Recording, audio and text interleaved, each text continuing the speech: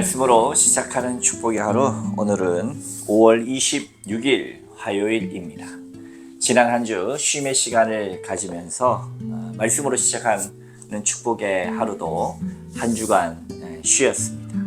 그동안 해외 선교를 떠나더라도 휴가의 시간을 보내더라도 이 말씀으로 시작한 축복의 하루 시간은 다 찍어서 올리기도 했었는데요. 잠시 모든 것을 멈춰보는 시간을 통해서 돌아봄의 시간도 가졌습니다. 오늘 우리에게 주신 하나님 말씀은 고린도전서 9장 1절부터 10절까지의 말씀, 다시 출발하도록 하겠습니다. 함께 합독합니다. 내가 자유인이 아니냐, 사도가 아니냐, 예수 우리 주를 보지 못하였느냐, 주 안에서 행한 나의 일이 너희가 아니냐. 다른 사람에게는 내가 사도가 아닐지라도 너희에게는 사도이니 나의 사도됨을 주 안에서 인친 것이 너희라. 나를 비판하는 자들에게 변명할 것이 이것이니 우리가 먹고 마실 권리가 없겠느냐. 우리가 다른 사도들과 주의 형제들과 게바와 같이 믿음에 자매된 아내를 데리고 다닐 권리가 없겠느냐. 어찌 나와 바나바만 일하지 아니할 권리가 없겠느냐. 누가 자기 비용으로 군복무를 하겠느냐. 누가 포도를 심고 그 열매를 먹지 않겠느냐. 누가 양떼를 기르고 그 양떼의 젖을 먹지 않겠느냐. 내가 사람의 예대로 이것을 말하느냐. 율법도 이것을 말하지 아니하느냐. 모세의 율법의 곡식을 밟아 떠는 소에게 망을 씌우지 말라 기록하였으니 하나님께서 어찌 소들을 위하여 염려하십니까? 오로지 우리를 위하여 말씀하심이 아니냐. 과연 우리를 위하여 기록된 것이니 밭가는 자는 소망을 가지고 갈며 곡식 떠는 자는 함께 얻을 소망을 가지고 떠는 것이니라. 아멘. 오늘도 주님의 귀하신 말씀 앞에 서신 저와 여러분들 가운데 좋으신 우리 주님의 은총과 평화가 가득하시기를 주님의 이름으로 축복합니다. 제가 지난 한 주간 오랜만에 쉼의 시간을 가지면서 느꼈던 한 가지가 있다면, 단순한 육체적 쉼이 우리에게 진정한 쉼이 될 수는 없다라고 하는 사실입니다. 실제로 상담 심리학자들은요, 우리의 정신이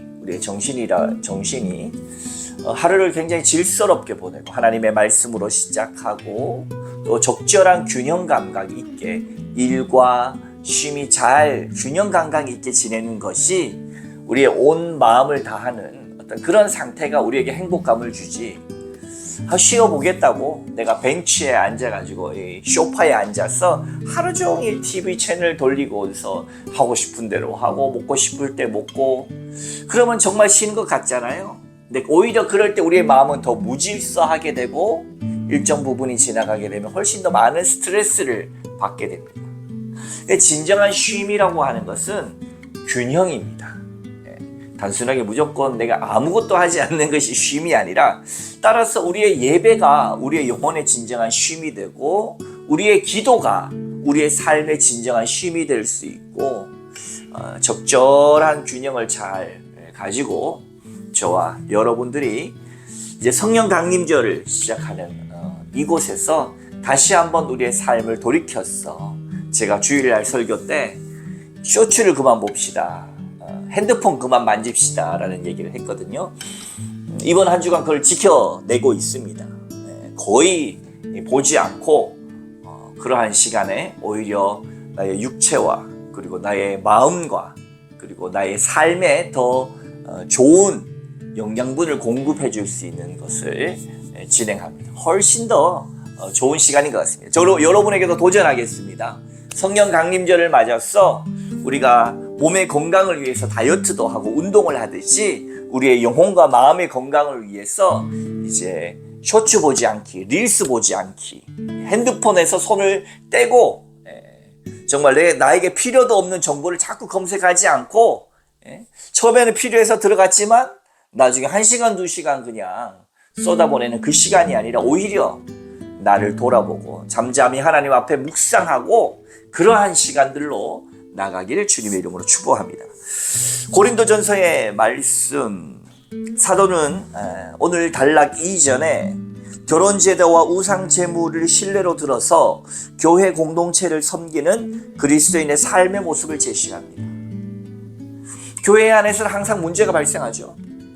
결혼을 어떻게 해야 되냐, 결혼의 생활은 어떻게 돼야 되냐, 또 우상, 그 당시 이 바울이 있었던 이 고린도 교회가 있었던 그 당시, 제가 어린 시절에도 고기 먹기가 힘들었거든요. 명절 때나 소고기 같은 거 제사 지내고 나면 어떤 그런 전이라든지 밤, 과일, 고기 이런 것들을 큰 집에서 한껏 싸주거든요. 혹은 그렇게 성묘 지낸 그 제사 지낸 고기 보통 기독교인들이 먹지 않는다, 이런 얘기들을 하죠. 근데 그 당시 제가 지혜로웠던 것은 아니지만 제 어머니께 그런 얘기를 했어요. 그런 걸 맛있게 먹으면서, 엄마, 이것도 하나님이 다 창조하신 건데 우리가 거리낄 게 뭐가 있어. 하나님 만드신 거 감사함으로 먹으면 되지. 먹고 싶어서 그런 지혜도 발동이 됐나 봅니다. 실제로 성경에도 그런 말이 나와요. 모든 것이 다 하나님의 것이로되 라고 하는 것이 있고, 어떤 입장에서는 그 우상 숭배한 거 아니냐.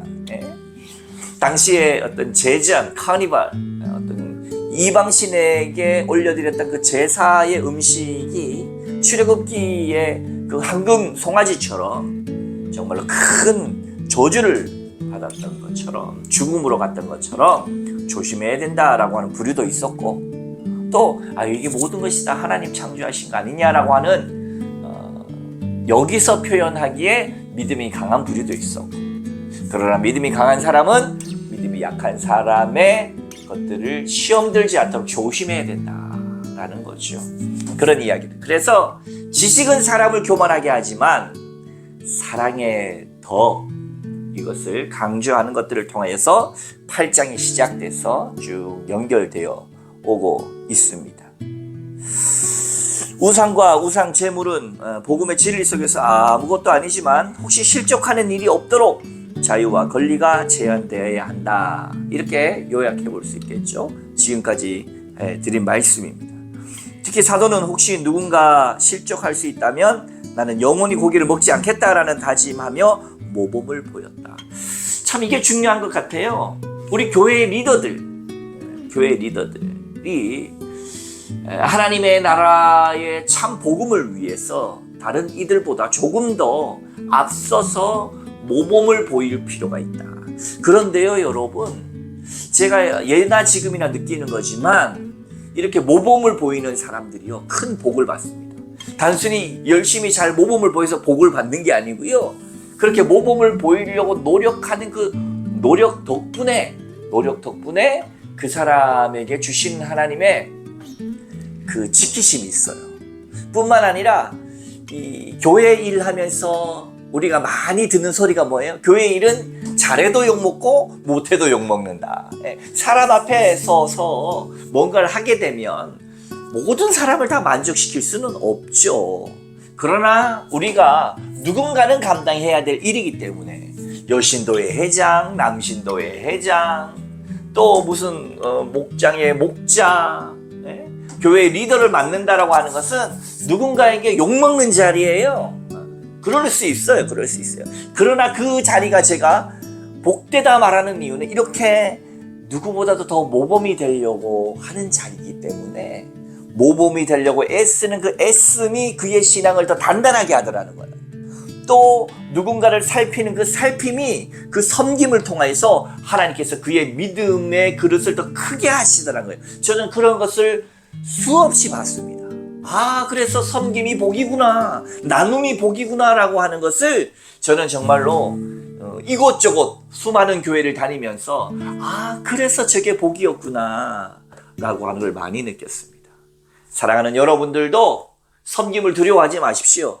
교회 앞에서 때로는 싫은 소리 들을 수도 있는데 그거 너무 두려워하지 마십시오. 그것을 통해서 하나님이 얼마나 우리를 연단시킬 뿐만 아니라 지키시고, 오히려 그것을 통해서 우리를 더 강건하게 하시는 것을, 또 축복을 주시는 것을 정말로 많이 경험했습니다. 그래서 그 자리는 그래서 결과적으로 복된 자리다라는 겁니다. 복된 자리다. 오늘 사도 바울도 마찬가지죠. 그래서 그렇게 모범을 보입니다. 그래서 이 고백은 이 단락에서 복음 전도자와 사도로서 바울 자신의 사역에 대한 간증으로 이어집니다. 사도 바울이 뭐라고 간증하냐? 이 간증의 핵심이 사도가 복음 전도자로서 마땅히 요구하고 누릴 수 있는 권리를 복음 전도가 방해되지 않도록 포기했다는 내용이 오늘 말씀이에요. 9장 1절 이하의 말씀 한번 읽어보겠습니다. 내가 자유인이 아니냐? 사도가 아니냐? 예수 우리 주를 보지 못하였느냐? 주 안에서 행한 나의 일이 너희가 아니냐? 다른 사람에게는 내가 사도가 아닐지라도. 여러분, 사도라고 하는 것은요, 예수님과 실제 함께 거닐었던 제자들을 이야기합니다. 어파슬이라고 해서 12제자 이야기하잖아요. 거기에 마띠아가 이제 다른 여자 대신에 더 들어갔습니다. 그렇게 해서 예수님의 살아계실 때 함께 그 행적을 다녔던 그 사람들을 사도라고 하는데, 여러분, 바울은 그때 예수님을 믿지도 않았습니다. 예수님이 돌아가시고 나서야 부활하신 예수님을 만났죠. 영적인 의미에서는 사도가 맞지만 실제적인 어파슬 사도가 아니었기 때문에 논쟁이 있는 거예요. 누군가는 부활하신 예수님을 만났지 않느냐, 이 사도 바울처럼, 이 바울처럼 그렇게 위대하게 사역한 사람이 누가 있냐라고 그를 증언하는 사람이 있었던가 반면에, 에이, 그래도 실제적으로 예수님과 함께 다니지는 않았지 하면서 그의 사도권의 의문을 제기하는 사람도 있었어요. 그래서 오늘 2절, 너희는 나를 사도라고 하지만 또 누군가는 그렇게 생각하지 않는 사람도 있다. 그래서 주 안에서 인친 것이 너희라, 이렇게 얘기하면서 3절 말씀에 나를 비판하는 자들에게 변명할 것은 이것이다. 여기서 변명이라는 것은 어떤 하찮은 변명 이런 것이 아니라 논리적으로 설득하겠다라는 거예요. 4절 우리가 먹고 마실 권리가 없겠느냐. 나도 사도다. 부활하신 예수님 만났다. 라고 말하면서 먹고 마실 권리가 없겠느냐. 사도로서의 당시에 권한이 있어요. 권한이. 여러분, 담임 목사가 되면 노회에서 그것을 공식적으로 인정함을 통하여 가지고 그 교회가 청빙하고 노회가 그걸 공식적으로 인정함을 통하여 가지고 그 담임 목사에게 담임 목사의 권한을 주는 거예요. 그리고 교인분들이 열심히 또 섬기고 또 담임 목사의 어떤 재정적인 생활적인 부분을 감당하겠다, 이게 여러분들이 잊어버렸을지 모르지만 모든 교회가 그렇게 선서를 하는 겁니다. 선서를 해요. 어떤 그러한 권한이 있다는 얘기를 지금 바울이 이야기하는 거예요. 뭐냐? 먹고 마실 권리가 없겠느냐. 나도 사도로서의 어떤 권한을 내세울 수 있는 그런 게 내게 없겠느냐. 있다. 5절 우리가 다른 사도들과 주의 형제들과 게바와 같이 믿음에 자매된 아내를 데리고 다닐 권리가 없겠느냐. 나도 결혼해서 이렇게 잘 지낼 수. 근데 지금 바울은 아내 없이 헌신하고 있죠. 이유는 결과적으로는 바울은 하나입니다. 복음을 잘 전하기 위해서 그가 선택한 거예요. 선택한 거. 6절 어찌 나와 바나바만 일하지 아니할 권리가 없겠느냐. 일 안 하고 교회에서 책임지는 것으로 할 권리가 없겠느냐. 바나바도 있고 나도 사도로서 사역자로서 충분히 교회에서 주는 헌금으로 먹고 살 수 있는데 지금 어떻게 한다는 거예요? 그렇게 하지 않는다. 오늘 뭡니까? 사도가 복음 전도자 마땅히 요구하고 누릴 수 있는 권리를 복음 전도가 방해되지 않도록 포기했다. 자기가 좀 논쟁의 대상이기도 하고, 네가 실제 사도가 맞느냐 논쟁의 대상이기도 하고, 그렇지만 내가 이만큼 사역을 하기 때문에 주장할 수 있는데, 괜히 그것 때문에 내 조그만 이익 때문에 하나님의 복음 전도에 방해되지 않도록 그냥 포기해버렸다 라는 이야기를 하고 있는 겁니다. 여러분, 사도 바울이 이 말을 하는 이유는요, 분명한 기준과 핵심이 있기 때문이에요. 그것은 다름 아니라 내가 하나님의 영광을 위해서, 내가 하나님 나라의 복음 전파를 위해서 이러한 나의 어떤 본인 입장에서의 정당한 권리에 대한 주장도 하나님께 영광되고 복음 전도에 좀 방해가 된다면 그거 내가 그냥 포기해버리겠다. 나는 나의 어떤 조금의 유익보다가는 하나님의 나라의 복음 전파가 우선이고 내가 조금 잘 먹고 잘 살고 내 자리 지키는 것보다가는 하나님의 영광이 우선이라고 하는 것을 딱 보여주는 겁니다.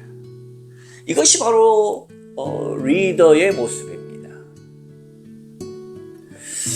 교회 생활에 익숙해지고 성직자, 교역자나 아니면 일반 중직자나 또 오래된 신자들이 범하기 쉬운 자기 고난, 내가 여기 몇 년 했는데 내가 이 교회를 위해서 내가 어떤 건데 자기 존재감을 드러내는 그 자리가 따로 나의 목소리가 하나님 나라 영광과 복음 전파에 방해가 된다면 내려놓을 수 있어야 된다. 한국 교회가 특별히 목회자 때문에 잘 되던 교회가, 잘 부흥하고 섬기던 교회가 반토막 나고 무너진 경우가 참 수도 없이 많습니다. 1번 회개해야 될 사람은 목회자. 어쨌거나 정말로 교회를 위해서 목회자가 많은 걸 포기할 수 있어야 되겠습니다.